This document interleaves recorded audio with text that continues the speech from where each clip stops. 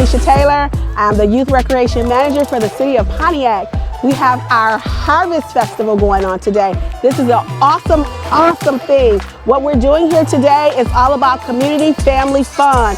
We have pumpkin bowling, we have rock climbing, we have dancing going on, the bouncy, we have cider, we have donuts, we have bushels of apples, plenty of vendors and food trucks out there. Just a lot of family fun.